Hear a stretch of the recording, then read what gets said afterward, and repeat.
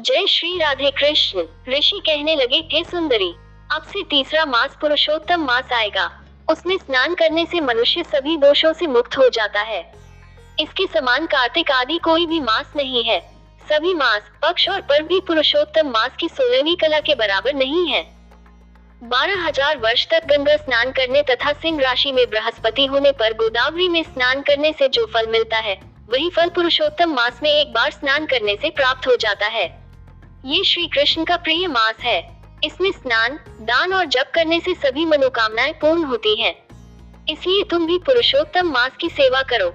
मुनिराज इतना कहकर मौन हो गए। श्री कृष्ण बोले, हे अर्जुन, मुनि के वचन सुनकर वह मूर्ख कन्या क्रोधित होकर बोली, हे ब्राह्मण, आपके वचन मुझे उचित नहीं लगते। माघ, वैशाख और कार्तिक जैसे मास कम फल देने वाले कैसे हो सकते हैं? यह मल मास, जो सभी कर्मों में निंदित कहा गया है, आप उसे श्रेष्ठ कैसे बताते हैं?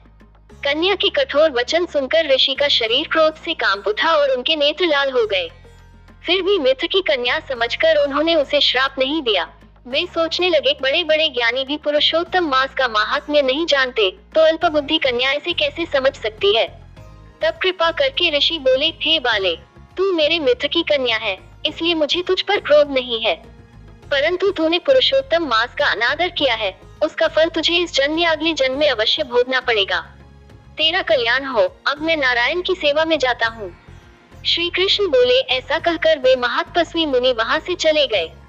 उसी क्षण पुरुषोत्तम मास के अनादर के कारण वह कन्या तेजहीन हो गई। तब उसने विचार किया कि मैं भगवान शंकर की कठोर तपस्या करूंगी। इस प्रकार वह अपने आश्रम में जाकर शिवजी की आराधना करने लगी। सीख: पुरुषोत्तम मास भगवान श्री कृष्ण का अत्यंत प्रिय मास है। इस मास में स्नान, दान, जप और भक्ति का विशेष महत्व है।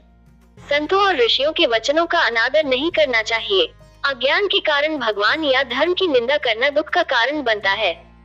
सच्चे संत क्रोध में भी करुणा नहीं छोड़ते। भगवान की भक्ति और विनम्रता ही मनुष्य का वास्तविक कल्याण करती है।